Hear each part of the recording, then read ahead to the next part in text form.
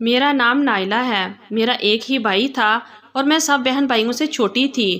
میری 2 بہنیں مجھ سے بڑی تھیں جن کی شادی ہو چکی تھی، اور اب بھائی کی شادی ہو رہی تھی جس کی مجھے سب سے زیادہ خوشی تھی، کیونکہ جب سے بہنوں کی شادی ہوئی تھی میں گھر میں اکیلی رہ گئی تھی، اور اب بھابھی کے آ جانے سے میرا دل لگ جانا تھا۔ یہی تصور مجھے خوش کرنے کے لیے کافی تھا۔ جو منظر بھائی کی شادی کی رخصتی کے بعد میری آنکھوں نے دیکھا، مجھے یقین نہیں آ رہا تھا۔ بھابھی دلہن بنی لاؤنج میں بیٹھی تھی۔ جب سب مہمان جا چکے تھے مجھے لگا امی مجھے کہیں گی کہ تم اپنی بھابھی کو اس کے کمرے میں چھوڑ دو، لیکن امی نے مجھ سے ایسا کچھ نہیں کہا، بلکہ میرے ابا نے بھائی کو اپنے کمرے میں بلا لیا۔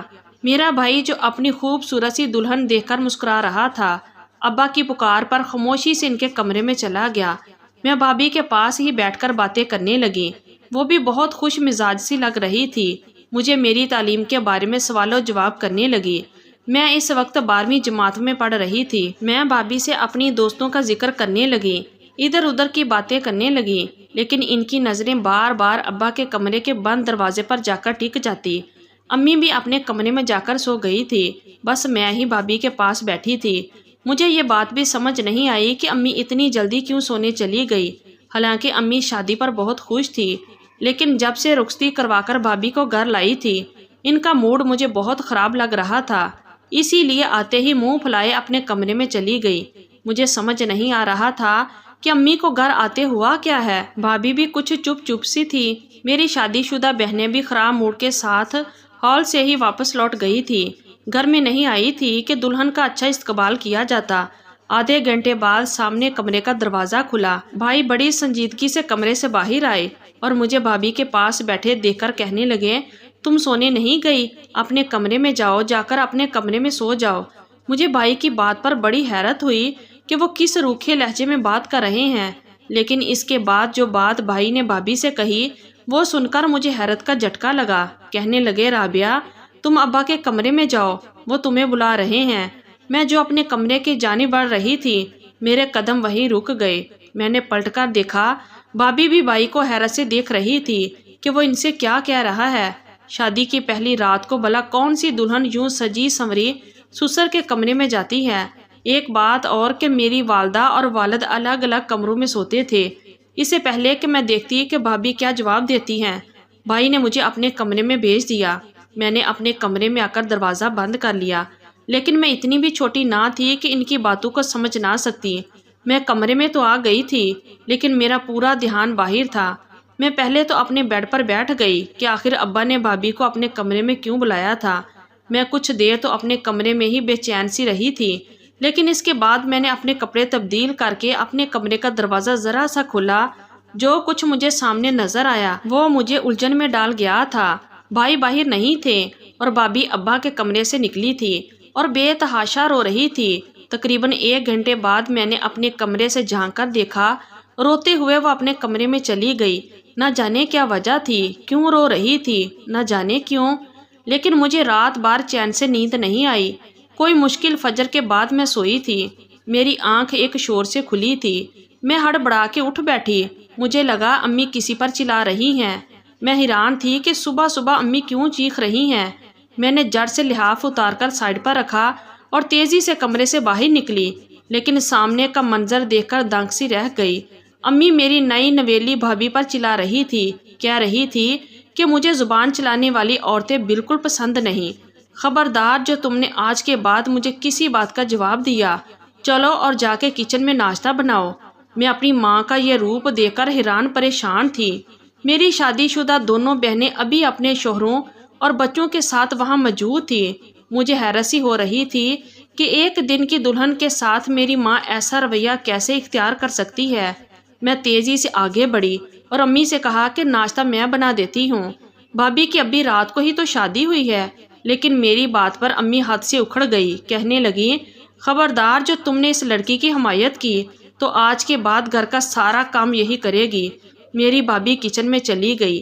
میری بہنیں کہنے لگی، امی ہماری تو ہمارے سسرال میں ناک کٹ گئی کہ ایک اکلوتا بھائی جس کی شادی اتنے چاؤ سے کی اور اس کے سسرال والوں نے ہمیں سونے کی کوئی چیز نہیں پہنائی، اونچی دکان، پھیکا پکوان۔ میری بہن نے نفرت سے کہا، تو میں اب سمجھی کہ میری ماں بہنوں کا کس بات پر منہ سوجا ہوا تھا کہ میری بھابھی جہیز اتنا نہیں لائی تھی۔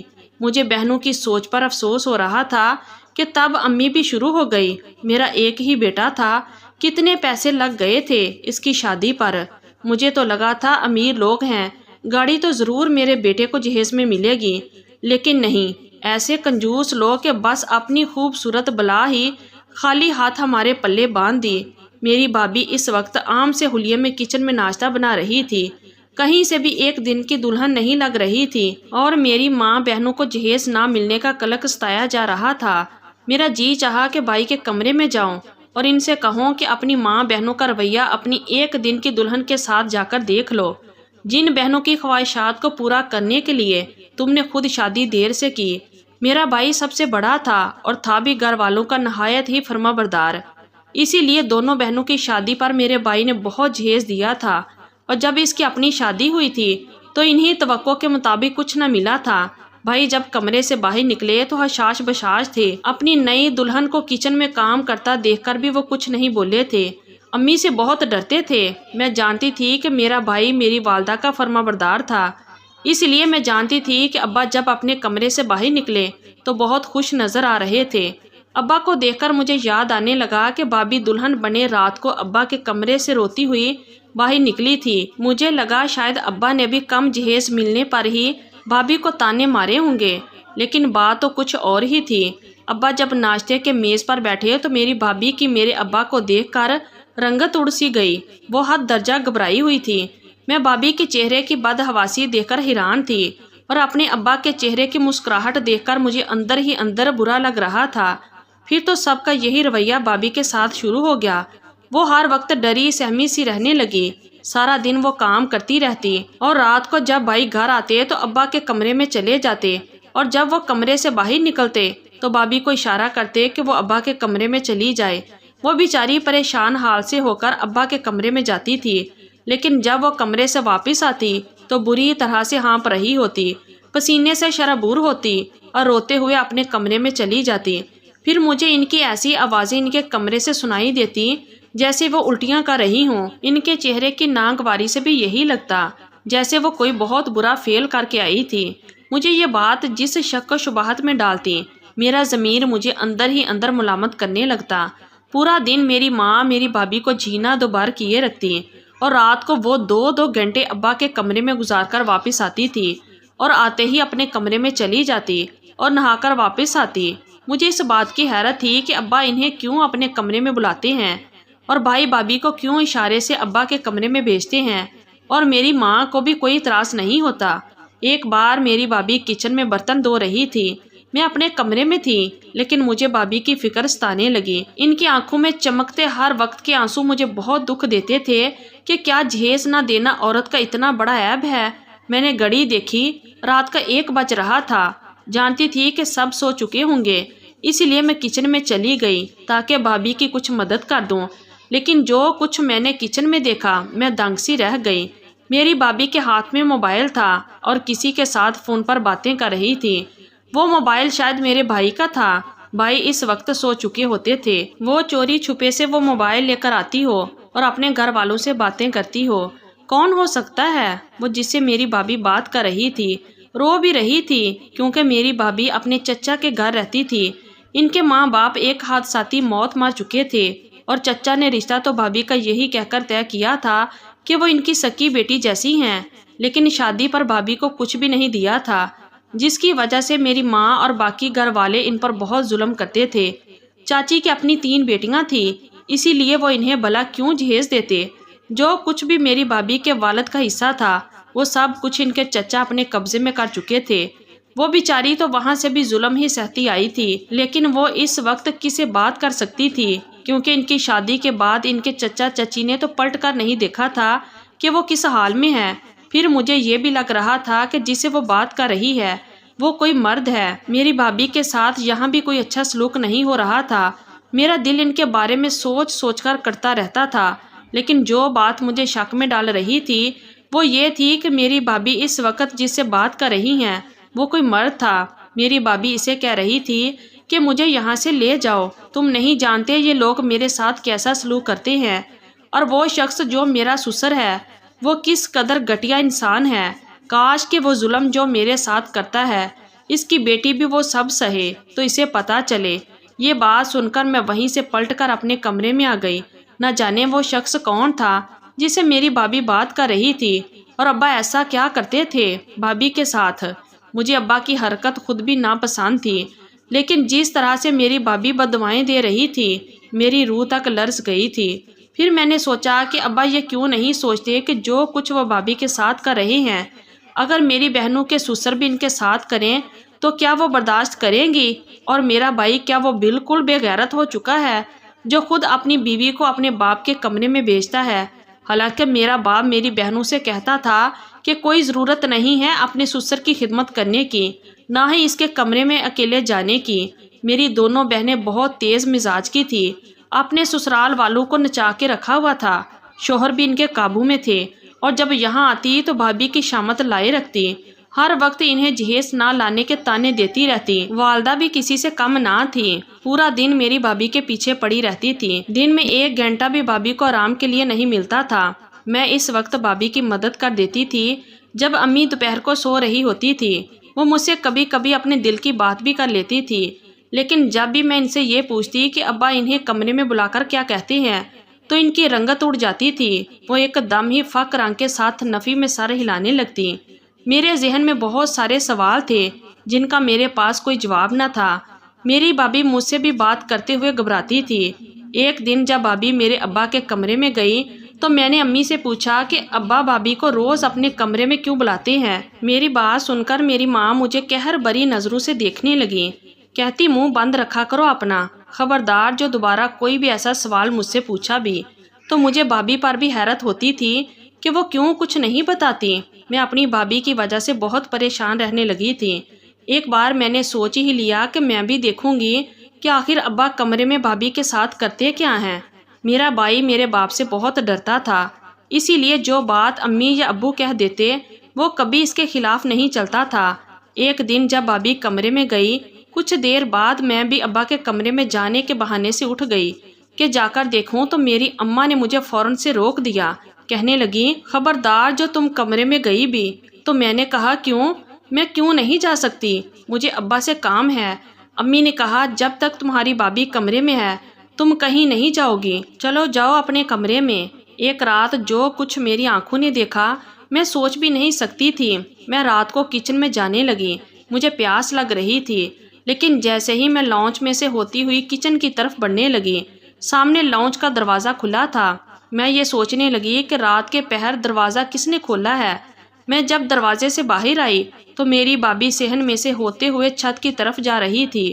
میں یہ سوچ رہی تھی کہ اس وقت وہ چھت پر کیا کرنے جا رہی ہیں۔ میں بھی ان کے پیچھے چلی گئی، لیکن جیسے ہی میں چھت پر پہنچی میں نے چھپ کر دیکھا تو میری بھابھی ایک نوجوان کے گلے لا کر رو رہی تھی۔ یہ دیکھا تو میں سانس لینا ہی بھول گئی۔ وہ اس شخص سے بھی یہی کہہ رہی تھی کہ مجھے یہاں سے لے کے جاؤ، مجھے یہاں نہیں رہنا۔ کون تھا وہ شخص؟ بھابھی کا کیا لگتا تھا؟ کوئی عاشق؟ میں واپسی اتری تھی۔ یہ سب کیا ہو رہا تھا؟ ایک طرف تو میری بھابھی مظلوم بنی ہوئی تھی اور دوسری طرف یہ کون سا روپ تھا ان کا جو میں دیکھ رہی تھی؟ مجھے کچھ بھی سمجھ میں نہیں آ رہا تھا۔ پہلے میں نے سوچا کہ سب کو آ کر بھابھی کی اصلیت بتا دوں۔ میں جیسے ہی لانچ سے اندر آئی کہ اپنے کمرے میں واپس جا سکوں تو لانچ کے سامنے میرا بھائی کھڑا تھا۔ بھائی کو دیکھ کر میرے رہے سہے احسان بھی خطا ہو گئے۔ وہ مجھ سے کہنے لگا کہ تم اس وقت یہاں کیا کر رہی تھی؟ میں تو پریشان سی ہو گئی کہ کیا جواب دوں، مجھے گھبراہٹ ہو رہی تھی۔ میں نے کہا مجھے گھبراہٹ ہو رہی تھی اسی لیے تازہ ہوا کے لیے باہر آ گئی تھی۔ وہ کہنے لگا اچھا ٹھیک ہے، یہ بتاؤ تمہاری بھابھی کہاں ہے؟ پورے گھر میں نظر نہیں آ رہی۔ یہ سن کر تو میں اور بھی گھبرا گئی کہ کیا کہوں اور کیا نہیں۔ میں اسی شش و پنج میں مبتلا تھی کہ بھابھی بھی آ گئی۔ بھائی کو دیکھ کر تو اس کے بھی ہوش اڑ گئے، لیکن میں نے انہیں بچا لیا۔ میں نے کہا میں اور بھابھی دونوں ہی باہر صحن میں بیٹھے تھے۔ میری بات سن کر بھابھی کچھ دنگ سی رہ گئی، کہنے لگی کہ ہاں میں اس کے ساتھ ہی صحن میں تھی۔ میرا بھائی مطمئن سا ہو گیا۔ اس وقت تو میری بھابھی اپنے کمرے میں چلی گئی، لیکن اگلے روز میری بھابھی میرے کمرے میں آ کر میرا شکریہ ادا کرنے لگی کہ میں نے اسے بچا لیا۔ میں نے کہا کوئی بات نہیں، پھر میں نے اسے پوچھ ہی لیا کہ وہ چھت پر کیوں گئی تھی اور جو شخص چھت پر تھا وہ کون تھا۔ کہنے لگی وہ میرا بھائی ہے جسے چچا نے بچپن میں ہی گھر سے نکال دیا تھا تاکہ بڑا ہو کر کہیں اپنا حصہ ہی نہ مانگ لے۔ میرا بھائی کہیں چھوٹی موٹی نوکری کرتا تھا، اسی لیے میری مدد نہیں کر سکتا تھا، لیکن اب وہ خود کو اسٹیبلش کر چکا ہے اور بہت جلد میں یہاں سے واپس چلی جاؤں گی۔ مجھے بھابھی کی بات سن کر حیرت ہو رہی تھی۔ میں نے کہا کہ آپ نے پہلے نہیں بتایا کہ آپ کا کوئی بھائی ہے۔ وہ کہنے لگی کہ میں کیا بتاتی، اس گھر میں آتے ہی مجھ پر ظلم و ستم شروع ہو گیا تھا۔ مجھے تو لگا تھا کہ میری آزمائش شادی کے بعد ختم ہو جائے گی، لیکن میرے لیے تو جبر مسلسل ہے۔ میں نے پوچھا کہ کیا آپ میرے بھائی کو چھوڑ دیں گی؟ کہنے لگی تمہارا بھائی میرے لیے بولتا ہی نہیں ہے، کوئی آواز نہیں اٹھاتا، میں ایسے شخص کے ساتھ کیا زندگی گزاروں؟ ان کی بات تو درست تھی۔ پھر کہنے لگی تمہارے والد بھی اچھے انسان نہیں ہیں، میں وہ سب نہیں کر سکتی۔ میں نے کہا ابا آپ سے کیا کرواتے ہیں؟ میری بات پر وہ کہنے لگی کہ کسی دن خود جا کر دیکھ لینا۔ میں نے بھابھی سے کہا کہ آج میں آپ کے کپڑے پہن کر ابا کے کمرے میں جاؤں گی، آپ میرے کمرے میں خود کو بند کر لینا۔ وہ میری بات مان گئی۔ رات کو بھابھی کے کپڑے پہن کر میں ان کے کمرے میں چلی گئی، لیکن میں نے گھونگھٹ میں اپنا چہرہ چھپا لیا۔ مجھے دیکھ کر میرے ابا یہی سمجھے کہ میں بھابھی ہوں۔ پھر میرے ابا نے کہا کہ میں کالا علم سیکھ رہا ہوں، اس لیے مجھے یہ زندہ مرغیاں حلال کر کے دو، مجھے ان کا خون گلاس میں ڈال کے دو۔ یہ سن کر میرے بھی ہوش اڑ گئے۔ میرا باپ کون سا علم سیکھ رہا تھا؟ ابا نے 3 زندہ مرغیاں نکال کر کہا کہ اسے کاٹ کر دو۔ پھر وہ بولے کہ آج آخری عمل ہے، اس کے بعد جو چاہوں جنات سے کروا سکتا ہوں۔ یہ کہہ کر وہ کچھ الٹا سیدھا پڑھنے لگے، لیکن میں نے مرغیوں کے ساتھ ایسا ویسا کچھ نہیں کیا، کیونکہ میں نہیں چاہتی تھی کہ میرا باپ کوئی ایسا عمل سیکھے۔ شاید بھابھی اسی وجہ سے گھبراتی تھی، الٹیاں کرتی تھی، نہاتی تھی۔ مجھے بھی یہ سب سوچ کر گھن آ رہی تھی۔ میں یہ عمل کبھی بھی نہیں کر سکتی تھی۔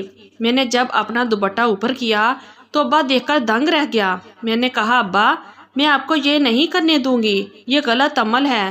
میرے والد مجھے دیکھ کر حیرت زدہ رہ گئے، کہنے لگے تم یہاں کیا کر رہی ہو؟ میں نے کہا میں بھابھی کو اپنے کمرے میں زبردستی بند کر کے خود جان بوجھ کر یہاں آئی تھی تاکہ آپ کو ایک غلط فعل سے روک سکوں۔ میں نے کہا ابا سخت گناہ ہے ایسے غلط کلمات کو پڑھ کر، آپ عذاب کے مرتکب ہو گئے ہیں۔ میں رو رو کر انہیں سمجھانے لگی تو وہ خاموش ہو گئے، کہنے لگے میں یہ اسی لیے سیکھنا چاہتا تھا تاکہ میں دولت کما سکوں۔ میرے سمجھانے کا نتیجہ یہ نکلا کہ ابا اس کام سے پیچھے ہٹ گئے۔ پھر میں نے اپنے بھابھی سے کہا کہ وہ اپنے بھائی کی شادی مجھ سے کروا دیں۔ میں اپنے گھر والوں سے یہی کہوں گی کہ اگر آپ نے بھابھی پر ظلم کیا تو اس کا بدلہ آپ کا بھائی مجھ سے لے گا۔ بھابھی کو میرا مشورہ اچھا لگا۔ اسی طرح میری شادی اپنی بھابھی کے بھائی سے ہو گئی۔ میرے گھر والوں کا رویہ بھی بھابھی سے ٹھیک ہو گیا۔ میری تھوڑی سی عقل استعمال کرنے سے 2 گھر بس چکے تھے۔ میں نے اپنی بھابھی کا گھر بچا لیا تھا اور انہیں ظلم سے نجات بھی مل گئی تھی۔ تو یہ تھی ہماری آج کی سٹوری۔ اگر آپ لوگوں کو اچھی لگی ہے تو پلیز ویڈیو کو لائک کیجیے اور ہمارے چینل کو بھی سبسکرائب کیجیے اور کمنٹ باکس میں اپنی رائے کا اظہار ضرور کیجیے۔ شکریہ، اللہ حافظ۔